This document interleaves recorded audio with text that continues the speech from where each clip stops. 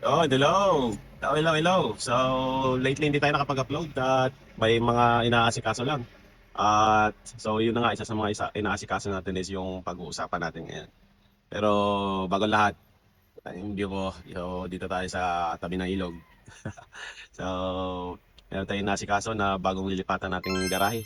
So, wala nang problema doon sa previous garahe natin. Mga kaibigan din natin yung may-ari nun. Salamat sa inyo, Boss Christian, Madam Mayan, at Tito Mario. Tita, thank you. Thank you at napagarahin nyo kami dyan ng mahigit isang taon. So ngayon nakakita tayo ng pesto dito malapit sa kargahan natin at malapit din sa bahay natin. So mas accessible to para sa atin. So mamaya papakita ko sa inyo yung bago nating garahe. So bago pala lahat, ngayon meron tayong dalawang order. Isang 3.8 at Wow! isang base course. Yung 3.8 dadalhin natin sa Paranaque. Yung base course naman dyan lang sa Pasig. So parating na rin yung truck. Kaya mamaya kakarga na tayo. So ito na nga, dito tayo sa bago nating garahe. So papakita ko sa inyo. So nasa tabi ng ilog lang siya at maganda dito. Meron na siyang katabing vulcanizing at tindahan. So okay, so mga boss, ito yung pwesto niya. So ayun, meron tayong vulcanizing doon, tapos may tindahan din doon sa gilid. Timelay. So ito yung area. So meron tayong one slot dito. At dito na tayo maggagarahe. Araw-araw, kahit kailan gusto nating gumarahe. So dito na mas malapit na sa bahay natin at mas accessible. Plano natin, maglagay tayo ng bahay kubo dito at lagayan ng mga gamit natin sa truck. So, magpapa-welding tayo ngayong linggo. So, antabayanan nyo mga boss, ang transformation ng magiging garahe natin at ayusin natin to para may mapagpahingahan naman sila Jim. So, andito na yung truck natin. So, andyan na sila. Galing lang ng biyahe, galing Antipolo. So, maya-maya, pahinga lang ng konti, tapos kanta na tayo para makapes sa unahan. Dahil, tabayanan nyo mamaya, magkakanta tayo. Okay, so papunta na tayo ngayon sa planta para magkarga ng tray 8 at ihatid natin sa batching plant dito sa Paranaque. Tapos babalik sila para magkarga ng base course at ihatid naman sa construction site sa Pasig. So inuna natin yung mas malayo para pagkatapos ng second trip, mabilis na lang din sila makaka-uwi. So maraming salamat pala sa tropang tunay natin, JCam Tracking. Boss, maraming salamat na naambunan mo kami ng biyahe.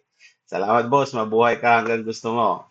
So, sa ganitong negosyo pala mga bossing, meron tayong apat na option para makatakbo yung truck natin.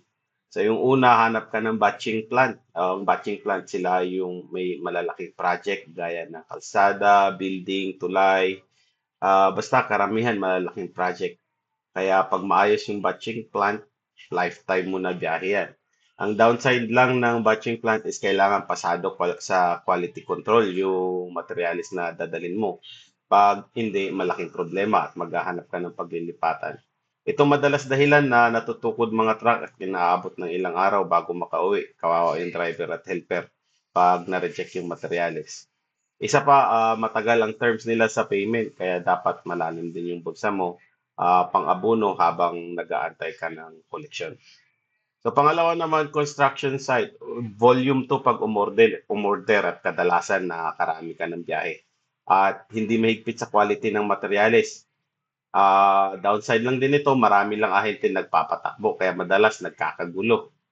Pangatlo naman, ito ang paborito ko dahil weekly o order at COD magbayad at hindi rin mahigpit sa quality pero mahigpit sila sa sukat dahil binibenta rin nila at kailangan hindi ka sasablay pag umorder sila dahil hindi rin sila kikita pag wala sila pambenta.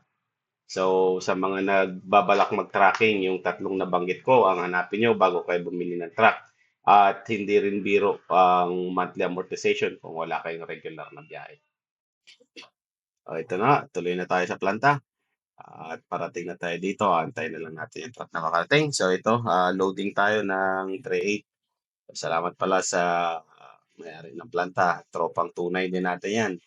Ah, Madam Cathy, Boss Bogs, sa Kalam. Salamat. So ito, tapos na magkarga at nagtinusok na para malaman ko ano yung sukat na kinarga natin at babayaran. So, hugas, dahil sinabi ko, batching plant yung pagdadala natin, so kailangan malinis. At hugas yung karga natin para hindi tayo ma-reject dun sa pagdadalhan.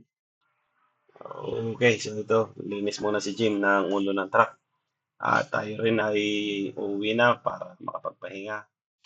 Yun, at maraming salamat sa lahat ng sumuporta at sumubaybay sa ating channel. So sana i-like and follow nyo yung page pag bago kayo dito. At kung kaya nyo i-share at hindi naman nakakaabala, mas maganda. Salamat mga bossing.